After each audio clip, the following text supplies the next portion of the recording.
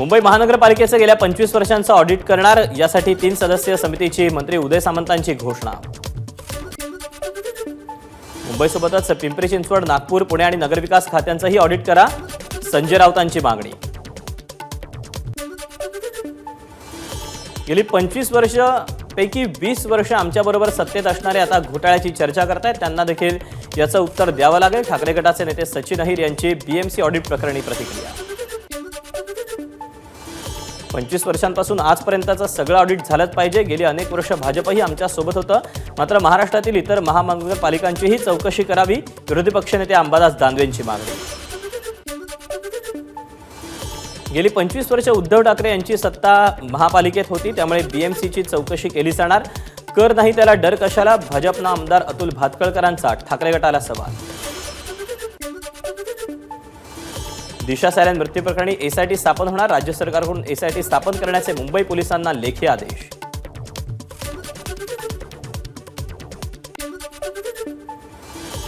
तुम्हाला एखाद्या प्रकरणात एसआयटी स्थापन करायची असेल तर करा, तपास सीआयडीकडे द्यायचा असेल तर द्या, केजीबीकडे द्यायचा असेल तर द्या। संजय राऊत यांची दिशा सायलेन प्रकरणी एसआयटी स्थापनेवर प्रतिक्रिया।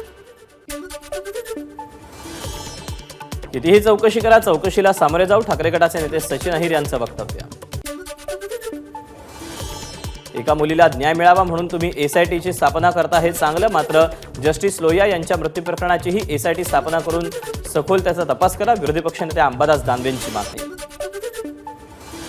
राज्य मागासवर्ग आयोगाचे अध्यक्ष निवृत्त न्यायमूर्ती आनंद निरगुडेंनी दिला राजीनामा, राज्य सरकारनं त्यांचा राजीनामा स्वीकारला। 2 मंत्र्यांचा आयोगाच्या कामकाजात हस्तक्षेप होत असल्याचा निरगुडेंचा आरोप। राज्य मागासवर्ग आयोगाच्या अध्यक्षांनी राजीनामा देणं हा अत्यंत गंभीर विषय, आयोगाच्या सदस्यांवर कोणाचा दबाव आहे याची चौकशी व्हावी, बबनराव तायवाड यांची मागणी। राज्य मागासवर्गीय आयोगाच्या कामात हस्तक्षेप करणं गंभीर बाब, अशोक चव्हाण यांची निरगुडेंच्या राजीनाम्यावर प्रतिक्रिया। राज्य मागासवर्ग आयोगावर सरकारकडून दबाव, राजीनाम्याला 8 दिवस झाले, मात्र सरकारकडून लपवाछपवी सुरू, खासदार संजय राऊतांचं वक्तव्य। सरकार ओबीसींचं खच्चीकरण करते, मागासवर्ग आयोगाच्या अध्यक्षांनी दिलेल्या राजीनाम्यावर विजय वडेट्टीवारांची प्रतिक्रिया। सरकार कुठल्याही कामात हस्तक्षेप करत नाही, काम करण्याची इच्छा नसल्यानं राजीनामा दिला असेल, निरगुडेंच्या राजीनाम्यावर नरेंद्र पाटील यांची प्रतिक्रिया। मागासवर्ग आयोगाच्या सदस्यांच्या राजीनाम्याची अजितदादा माहिती घेणार, राजीनामा देणाऱ्या सदस्यांसोबत अजितदादा चर्चा करणार असल्याची माहिती। राज्यातील मराठा आरक्षणाच्या मुद्द्यावर आज विधानसभेत चर्चा होणार, नियम 293 अन्वये आरक्षणाबाबत चर्चेचा प्रस्ताव, सत्ताधारी पक्षाचे नेते मराठा आरक्षणावर करणार चर्चा। आरोग्य खात्यातल्या कथित भ्रष्टाचाराविरोधात विधान भवनाच्या पायऱ्यांवर आंदोलन, ऑक्सिजन मास्क, स्टेथोस्कोप घेऊन विरोधकांची घोषणाबाजी। विधान भवनावर आज 6 मोर्चे धडकणार, जुनी पेन्शन कृती समितीचा मोर्चा सुरू। जुन्या पेन्शनसाठी शासकीय कर्मचाऱ्यांचा विधान भवनावर मोर्चा, भंडारा जिल्ह्यातील सुमारे 10,000 शासकीय कर्मचारी मोर्चात सहभागी। शुक्रवारी अवकाळीग्रस्त, दुष्काळग्रस्त शेतकऱ्यांसाठी आर्थिक मदतीची घोषणा होण्याची शक्यता, शेतकऱ्यांच्या प्रश्नावर आज विधानसभेत चर्चा। शिवसेना आमदार अपात्रता सुनावणी सुरू, शिवसेनेच्या घटना दुरुस्तीवर राहुल शेवाळेंची उलट तपासणी, शिवसेना आमदार अपात्रता निर्णय वेळेआधीच लागण्याची शक्यता, आजच्या आजच साक्ष संपवा, विधानसभा अध्यक्ष राहुल नार्वेकरांचे दोन्ही गटाच्या वकिलांना निर्देश। आमदार नवाब मलिक प्रकृती अस्वास्थ्यामुळे सोमवारी अधिवेशनाला अनुपस्थित, डॉक्टरांचा सल्ला घेऊनच नागपूरला जाणार असल्याची एबीपी माझाला विश्वसनीय सूत्रांची माहिती। बीडच्या अंबाजोगाईत मनोज जरांगेंची सभा, तब्येत बिघडल्यानंतरही जरांगेंचं मराठ्यांना संबोधन, जरांगे काहीसे भाऊक, सभेनंतर जरांगेंवर अंबाजोगाई इथल्या थोरात हॉस्पिटलमध्ये उपचार। छगन भुजबळांचं ऐकून आरक्षण दिलं नाही तर पुढचं आंदोलन जड जाईल, मनोज जरांगेंचा सरकारला इशारा।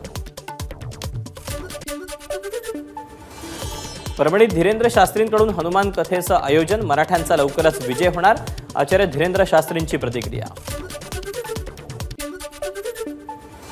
यवतमाळच्या 16 तालुक्यातील विविध शासकीय कार्यालयात मराठा कुणबी नोंदी तपासणी, तपासणीत 92,000 मोडीलिपीतील नोंदी आढळल्याची माहिती।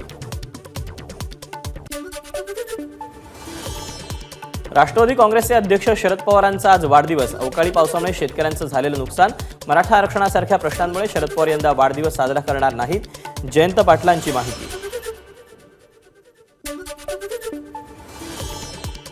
पंतप्रधान नरेंद्र मोदी यांनी शरद पवारांना दिल्या वाढदिवसाच्या शुभेच्छा. शरद पवारांना उदंड आणि निरोगी आयुष्य लाभो.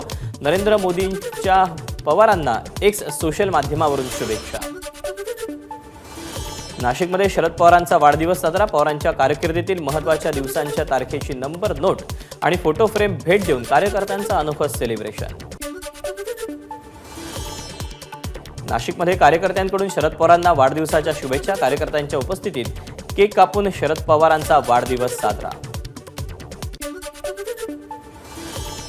उद्धव ठाकरे आज शरद पवारांची भेट घेणार. शरद पवारांच्या वाढदिवसानिमित्त नागपूरच्या हॉटेल प्राईडमध्ये भेट होण्याची शक्यता.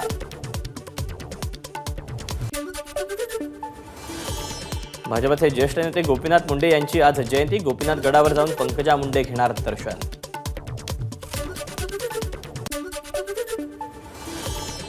आमदार रोहित पवारांच्या युवा संघर्ष यात्रेचा आज समारोप. नागपुरातील सभेला शरद पवारांसह अनेक मोठे नेते राहणार उपस्थित.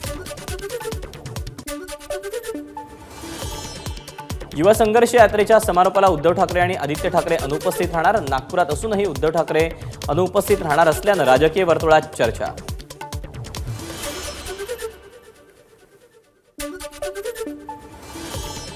दुष्काळी परिस्थितीचा आढावा घेण्यासाठी केंद्र सरकारचं पथक पुणे दौऱ्यावर. पुण्यातील विभागीय आयुक्त कार्यालयात हे पथक दुष्काळी परिस्थितीची आढावा बैठक घेणार. फक्त फोटोसाठी मुख्यमंत्री नुकसानग्रस्ताच्या बांधावर गेले. शेतकऱ्यांची परिस्थिती गंभीर झाली आहे. सरकारनं शेतकऱ्यांकडे लक्ष द्यावं, अशोक चव्हाणांची मागणी.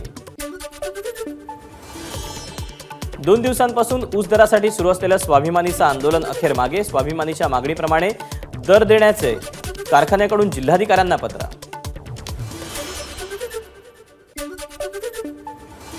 कांदा निर्यात बंदीनंतर केंद्र सरकारचे नाफेड आणि एनसीसीएफला कांदा खरेदीचे निर्देश. नाफेड आणि एनसीसीएफ 7 लाख टन कांदा खरेदी करणार. नवी मुंबई कृषी उत्पन्न बाजार समितीत आवक वाढल्यामुळे लसणाच्या दरात घट. बाजारात 151 टन लसणाची आयात. चीनमधून लसूण आयात करण्यात आल्याची चर्चा. नवी मुंबई कृषी उत्पन्न बाजार समितीमध्ये दुधी भोपळा, फ्लॉवर, मिरचीसह भाजीपाल्यांच्या दरामध्ये वाढ. गारपिटीमुळे भाज्यांचं नुकसान. आवक कमी झाल्यानं दरात वाढ. नंदुरबार कृषी उत्पन्न बाजार समितीमध्ये मिरचीची विक्रमी आवक. ओल्या लाल मिरचीला 4 ते 6 हजारांचा तर सुक्या लाल मिरचीला 7 ते 16 हजारांचा दर. आवक वाढूनही मिरचीचे दर कायम असल्यानं शेतकऱ्यांमध्ये समाधान. गेल्या आठवड्यापासून कोरोना रुग्णांच्या संख्येत वाढ. राज्यात काल कोरोनाचे 3 रुग्ण आढळले तर देशभरामध्ये 122 कोरोनाबाधितांची नोंद. मुंबईत यावर्षी 1196 जणांना स्वाईन फ्लूची लागण तर 686 जणांना H3N2 ची लागण. 7 वर्षातील यंदा सर्वाधिक रुग्णसंख्या. गेल्या महिन्यात मुंबई विमानतळावरून 40,46,000 प्रवाशांचं उड्डाण. दिवाळीत प्रवासी संख्येत 109% वाढ.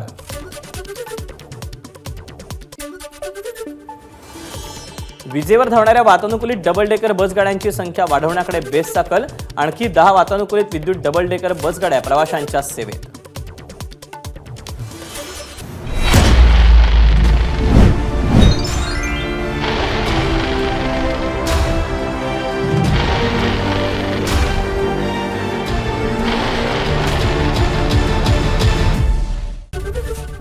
एबीपी माझा, उघडा डोळे बघा नीट.